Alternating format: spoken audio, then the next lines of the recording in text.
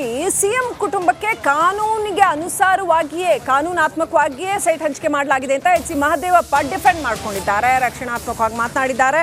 ಮೂಡ ತಾನು ಮಾಡಿದ ತಪ್ಪಿಗೆ ಪರ್ಯಾಯವಾಗಿ ನಿವೇಶನಗಳನ್ನು ಕೊಟ್ಟಿದೆ. ಸಿಎಂ ಕುಟುಂಬ ಇಂಥ ಕಡೆನೇ ನಮಗೆ ಸೈಟ್ಸ್ ಕೊಡಿ ಅಂತೇನು ಕೇಳಿಲ್ಲ ಅಂತ ಎಚ್ ಸಿ ಮಹದೇವಪ್ಪ ಸಮರ್ಥನೆ ಮಾಡಿಕೊಂಡಿದ್ದಾರೆ. ಸಿಎಂ ಕುಟುಂಬಕ್ಕೆ ಬಂದಿರೋ ನಿವೇಶನ 100% ಕಾನೂನಾತ್ಮಕವಾಗಿ ಬಂದಿದೆ. ಹಗರಣದ ಬಗ್ಗೆ ಸಮಗ್ರ ತನಿಖೆ ಆಗ್ತಾ ಇದೆ ಅಂತ ಎಚ್ ಸಿ ಮಹದೇವಪ್ಪ ಹೇಳಿದ್ದಾರೆ. ಮೂಡಾದವರು ಗಮನಕ್ಕೆ ತರದೆ ಇಲ್ಲೀಗಲ್ ಆಗಿ ಅಕ್ವೈರ್ ಮಾಡಿ ಸೈಟ್ ಹಂಚಿಬಿಟ್ರು. ಅವರು ಮೂಡಕ್ಕೆ ತಂದ ಮೇಲೆ ಅವರು ಕ್ಷಮೆ ಕೇಳಿದ ತಪ್ಪಾಗಿದೆ ಅಂತ ಪರ್ಯಾಯವಾಗಿ ನಿಮಗೆ ಕೊಡ್ತೀವಿ ಅಂತ ಅವರೇ ರೆಸಲ್ಯೂಷನ್ ಮಾಡಿ ಒಪ್ಪಿದ್ದಾರೆ. ಅವರು ವಿಜಯನಗರದಲ್ಲಿ ಕೊಡಿ, ಇಂಥ ಜಾಗದಲ್ಲಿ ಕೊಡಿ ಅಂತ ಅವರೇನು ಕೇಳಿಲ್ಲ. ಎಲ್ಲಿ ಲಭ್ಯ ಇತ್ತು ಅಲ್ಲಿ ಕೊಟ್ಟಿಲ್ಲ. ಕೊಡಬೇಕು ಪರ್ಯಾಯ ಅಂತ ಪ್ರಾವಿಷನ್ ಇದೆ. ಲಭ್ಯ ಅಲ್ಲಿಲ್ಲದೆ ಎಲ್ಲಿದೆ ಅಲ್ಲಿ ಕೊಟ್ಟಿದ್ದಾರೆ. ಇದಕ್ಕೆ ಇದು 100% ಕಾನೂನಾತ್ಮಕವಾದಂಥ ವಿಷಯ. ಇದು ಅವ್ರ ತಪ್ಪು ಒಪ್ಪಿದ್ದಾರೆ. ಪರ್ಯಾಯ ಕೊಡ್ತೀನಿ ಅಂತ ತೀರ್ಮಾನ ಮಾಡಿದ್ದಾರೆ. ಅವ್ರು ಕಳ್ಕೊಂಡ್ರೆ ಜಮೀನಿಗೆ ಪರ್ಯಾಯ ಕೊಟ್ಟಿದ್ದಾರೆ. ಅವರು ಎಲ್ಲೂ ನನಗೆ ಇಂಥ ಕೊಡಿ ಅಂತ ಹೇಳಿದ್ದಾರೆ. ಇದು ಕಾನೂನಾತ್ಮಕ ಇದೆ ಅನ್ನೋದು ಅಷ್ಟೇ ನಿಮ್ಗೆ ಹೇಳೋದು. ಇವರು ಮೂಡಾದವರು ಗಮನಕ್ಕೆ ತರದೆ ಇಲ್ಲೀಗಲ್ ಆಗಿ ಅಕ್ವೈರ್ ಮಾಡಿ ಸೈಟ್ ಹಂಚಿಬಿಟ್ರು. ಎಚ್ ಸಿ ಮಹದೇವಪ್ಪ ಈ ಥರ ಡಿಫೆಂಡ್ ಮಾಡಿಕೊಂಡ್ರೆ ಎಸ್ ಟಿ ಸೋಮಶೇಖರ್ ಬೇರೆನೇ ಹೇಳ್ತಾ ಇದ್ದಾರೆ. ಅವರು ಹೇಳ್ತಾ ಇದ್ದಾರೆ ತನ್ನ ಅಧಿಕಾರ ಅವಧಿಯಲ್ಲೇನೆ ಈ ಥರ ಭ್ರಷ್ಟಾಚಾರ ನಡೀತಾ ಇತ್ತು. 1000 ಕೋಟಿ ಆರೋಪಕ್ಕೆ ಸಂಬಂಧಪಟ್ಟಂತೆ ತನ್ನ ಅಧಿಕಾರಾವಧಿಯಲ್ಲೇ ಈ ಥರ ಎಲ್ಲ ನಡೀತಾ ಇತ್ತು ಅಂತ ಬೇರೆ ಹೇಳ್ಕೊಂಡಿದ್ದಾರೆ. ಮೈಸೂರು ಜಿಲ್ಲಾ ಉಸ್ತುವಾರಿ ಸಚಿವರ ಈ ರೀತಿ ಹೊಸ ಬಾಂಬ್ ಹಾಕಿದ್ದಾರೆ. ಸರ್ಕಾರಕ್ಕೆ ಪತ್ರ ಬರೆದು ಆಯುಕ್ತರ ಬದಲಾವಣೆಗೆ ಯತ್ನಿಸಿದ್ದೆ. ಅಂದಿನ ಆಯುಕ್ತರು ಯಾವುದೇ ಕಾನೂನು ಪಾಲನೆ ಮಾಡಲಿಲ್ಲ.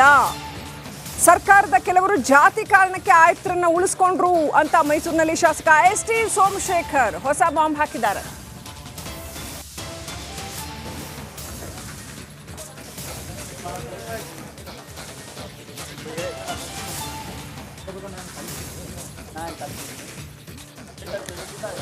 ಮೂಡಾದ ಪ್ರತಿ ಮೀಟಿಂಗ್ನಲ್ಲೂ ಕೂಡ ಸ್ಥಳೀಯ ಶಾಸಕರದ್ದೇ ಕಾರುಬಾರ ಇರ್ತಾ ಇತ್ತು. ನೋಡಿ, ಹಂತ ಹಂತವಾಗಿ ಎಸ್ ಟಿ ಸೋಮಶೇಖರ್ ಅವರ ಅವಧಿನಲ್ಲಿ ಏನೇನು ತೊಂದರೆಗಳಾಯ್ತು, ಏನೇನು ಭ್ರಷ್ಟಾಚಾರ ಆಯ್ತು ಅನ್ನೋದನ್ನ ಹೇಳ್ತಾ ಹೋಗಿದ್ದಾರೆ ಓಪನ್ ಆಗಿ. ಶಾಸಕರ ಹೆಸರಿನ ಫೈಲ್ಗಳು ಚರ್ಚೆ ಆಗದೆ ಹಂಗೆ ಪಾಸ್ ಆಗ್ತಾ ಇತ್ತು. ಮೂಡಾ ಸದಸ್ಯರಾಗೋದಕ್ಕೆ ಬೇರೆ ಜಿಲ್ಲೆಯ MLCಗಳು ಯತ್ನಿಸಿದ್ರು.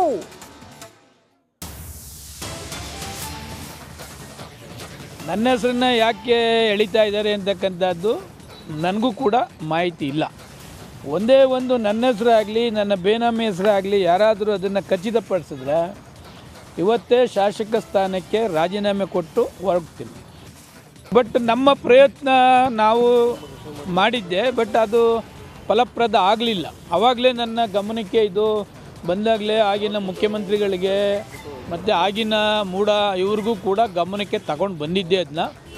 ಅದನ್ನು ಏನೇನು ಕಾನೂನು ಬಾಹಿರವಾಗಿ ಮಾಡ್ತಿದ್ದಾರೆ, ಏನೇನು ಅಧ್ಯಕ್ಷ ಕಮಿಟಿಗೂ ಗೊತ್ತಿಲ್ಲದೇ ಇದೆಲ್ಲ ಮಾಡ್ತಿದ್ದಾರೆ ಅಂತಕ್ಕಂಥ ಮಾಹಿತಿಯನ್ನು ಕೂಡ ಕೊಟ್ಟಿದ್ದೆ. ಇನ್ನೂ ಒಂದು ಹೆಜ್ಜೆ ಮುಂದಕ್ಕೆ ಹೋಗಿ ಒಂದು 400 ಸಬ್ಜೆಕ್ಟು ಮೂಡಾದಲ್ಲಿ ಬರ್ತದೆ ಅಂತ ಇಟ್ಕೊಳ್ಳಿ.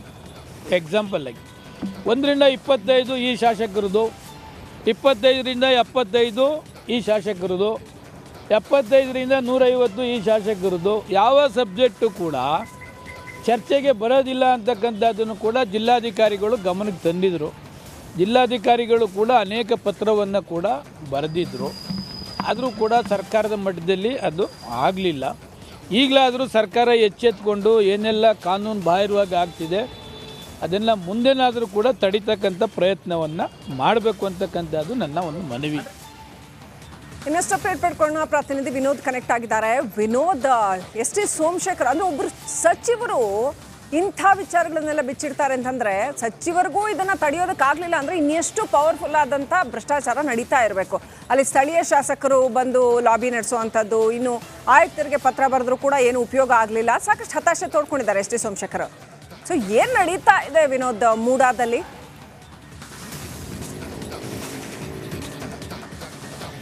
ಶ್ರೀಲಕ್ಷ್ಮಿ, ಭಾಳ ಪ್ರಮುಖವಾಗಿ ಎಸ್ ಟಿ ಸೋಮಶೇಖರ್ ಅವರು ಇವತ್ತು ಅಧಿಕೃತವಾದಂತಹ ಹೇಳಿಕೆಯನ್ನು ಕೊಟ್ಟಿರುವಂಥದ್ದು.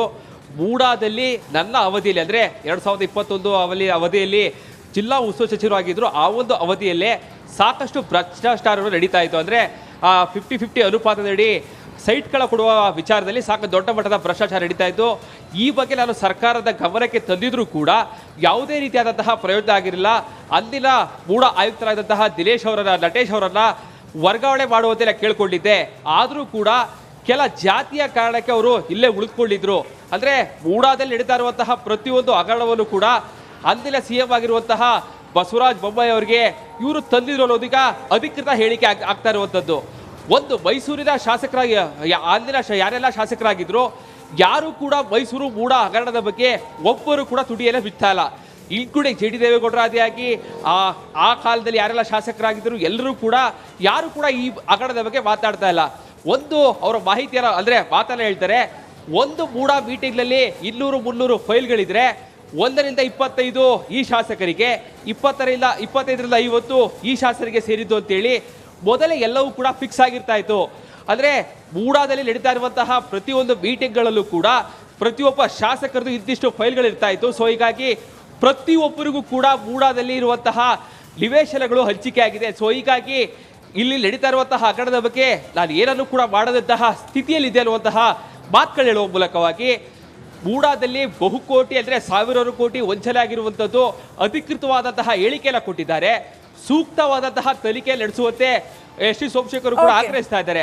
ಜೊತೆಗೆ ಅವರ ಮೇಲೂ ಕೂಡ ಭ್ರಷ್ಟಾಚಾರದ ಆರೋಪಗಳು ಕೇಳಿ ಬರ್ತಾ ಇತ್ತು. ಸೊ ಹೀಗಾಗಿ ಆ ತನಿಖೆ ಮಾತುಗಳೆಲ್ಲ ಈಗಾಗಲೇ ಸೋಮಶೇಖರ್ ಅವರು ಸ್ಪಷ್ಟವಾಗಿ ಹೇಳ್ತಾ ಇರುವಂಥದ್ದು. Srilakshmi, thank you Vinod ಡೀಟೇಲ್ಸ್ಗಾಗಿ.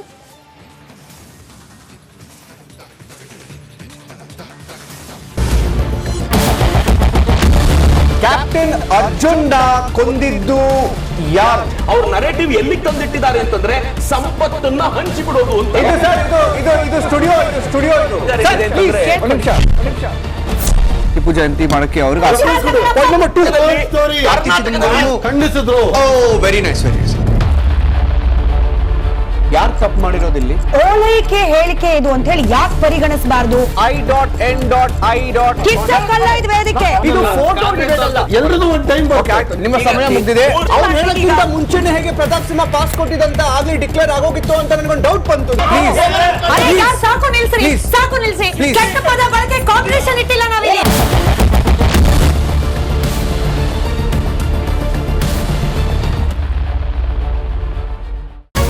Republic word app ಇದು ಕೇವಲ ಅಪ್ಲಿಕೇಶನ್ ಅಲ್ಲ, ಸಮಗ್ರ ಸುದ್ದಿಗಳ ಸಂಪರ್ಕ ಮಾರ್ಗಕ್ಕೆ ಕ್ರಾಂತಿಕಾರಿ ಬದಲಾವಣೆ. ರಿಪಬ್ಲಿಕ್ ವರ್ಡ್ ಆಪ್ ಕೇವಲ ಸುದ್ದಿ ಅಪ್ಲಿಕೇಶನ್ ಪರಿಚಯಿಸ್ತಾ ಇಲ್ಲ, ಬದಲಾಗಿ ಡಿಜಿಟಲ್ ಸುದ್ದಿ ಬಳಕೆಯ ಹೊಸ ಯುಗಕ್ಕೆ ನಾಂದಿ ಹಾಡ್ತಾ ಇದೆ. ಇದೊಂದು ಬ್ರೇಕಿಂಗ್ ನ್ಯೂಸ್, ಪ್ರಭಾವಶಾಲಿ ಕಾರ್ಯಕ್ರಮಗಳಿಗೆ ಗಟ್ಟಿಯಾದ ನ್ಯೂಸ್. ಇಲ್ಲಿ ಕೇವಲ ತಾಜಾ ಸುದ್ದಿ, ಅದರ ನೇರ ಪ್ರಸಾರ ಮತ್ತು ಚರ್ಚೆಗಳಿಗೆ ಮಾತ್ರ ಅವಕಾಶ. ರಿಪಬ್ಲಿಕ್ ವರ್ಲ್ಡ್ ಆಪ್ ಡೌನ್ಲೋಡ್ ಮಾಡಿಕೊಳ್ಳಿ. ಗೂಗಲ್ ಪ್ಲೇಸ್ಟೋರ್ ಮತ್ತು ಆಪಲ್ ಆಪ್ ಸ್ಟೋರ್ನಲ್ಲಿ ಲಭ್ಯವಿದೆ.